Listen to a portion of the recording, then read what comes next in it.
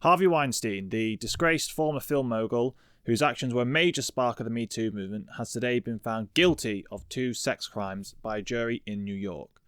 Now, let's take a look at the details of the story and see how much jail time he's going to face, because he will be going to jail.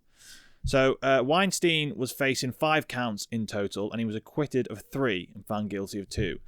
The counts were predatory sexual assault, criminal sexual assault, predatory sexual assault again, rape in the 1st degree, and rape in the 3rd degree. And it was on counts 2 and 5 that he was found guilty of. In total, that leads to a jail time of between 5 and 29 years, and we're going to find out how much he gets when he's sentenced at a later date. So yeah, this is obviously a strike for justice for all those who he has affected and who were victims of his actions, not just in this case, but obviously the countless others over the years who weren't the direct accusers in this case.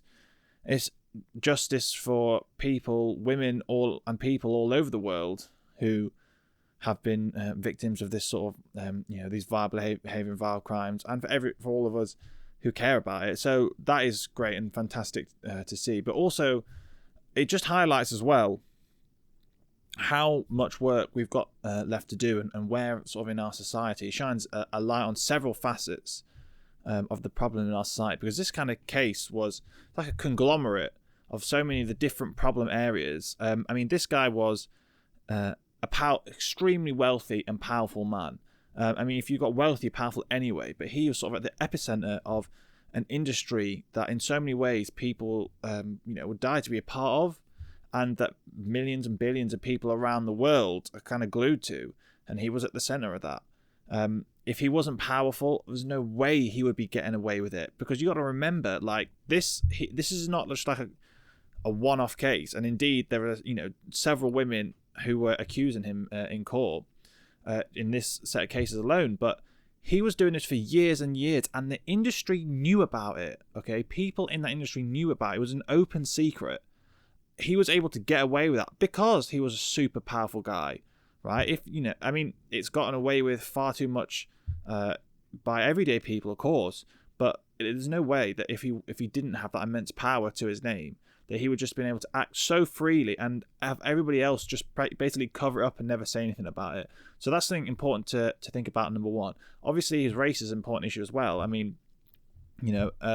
People might not think about that in this sort of scenario. They might just think about it as just some rich, powerful guy. But in all criminal cases in the world, still, if he was a person of color, there's no way that all these people who knew about it would continue to, be able to suppress it and swallow the fact that they knew about it.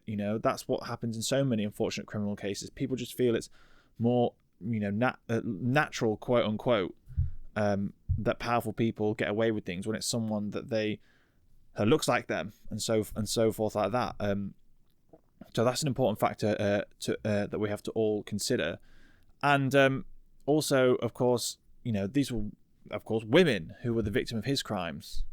It's not just women that are the victims of things like sexual assault, but absolutely, for all of humanity, there has been a horrifying, complete set of behavior patterns where women are still, even today as well, largely viewed as sex objects, where there's just like a default expectation attached to them because of their gender. And so people still, it was obviously in his mind, it's important because in the person who carries out these crimes, like Weinstein, in his mind, he has that sense of, oh, well, come on, they're women, so, that's like part of the deal, right?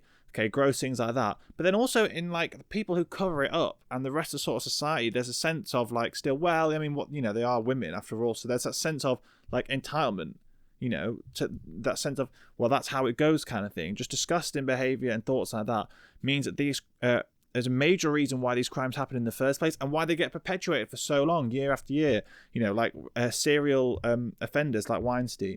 There's so many other important angles and facets, obviously, to do with the fact, how the fact that these were women impacts the case and all of the ways in society, women are still suffering and so forth. But those two things spring to my mind as something extremely major, of course, that there's a sense of expectation, number one, And then number two, people are much more comfortable with saying, yeah, well, what are you going to do? That's kind of how it is. And so we'll let it go on unabated.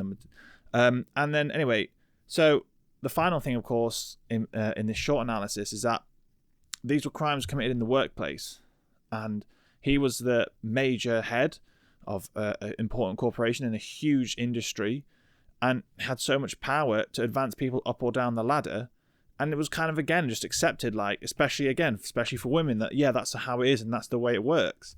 Of course, all those practices are illegal, wildly illegal, in loads of countries around the world, including America. But still, it was an open secret that it was going on. And it's just disgusting that, again, like, it's not, to say it's not like, quote unquote, that it's an industry that nobody knows about, that's super shadowed and closed away. I mean, okay, none of us are like super film stars. We peer into the back rooms regularly, but still everybody knows that this industry is there and exists, and we know a lot of the people in it, but still, like, they enjoy so much power and control over where people's careers go that they can block people out or they can explode people onto the scene. And because of that, they have everybody on a leash to say, shut the hell up. Okay. And, if it wasn't in the workplace, if it was just a guy luring people back to his house, things would be sort of a lot different. So it's just shocking, yet totally to be expected that, the fact that women can be treated as fodder in the workplace is just something, that people understand and accept still, in that industry. And of course, in many, many others. So those are all horrifying things to think about. But, at least this public case gets us to think about them so that we can confront them. And that's the big hope. So in total, like I said, he is going to jail from between a minimum of 5 to 29 years. And that's extremely encouraging. So this is a strike for justice. Justice, like I said, for his victims, for, people who've been victim of similar type of things, and for everyone around the world who cares about this, as we all should. Major strike for justice, but there's plenty more left to do, and we should not stop, and we're not going to stop until the world is ridden of this sort of horrible crime. Now, if you have been affected by any of the issues raised in today's story, please do reach out for help. You can look at some of the helplines and websites we've got listed in the screen for where you are in the world.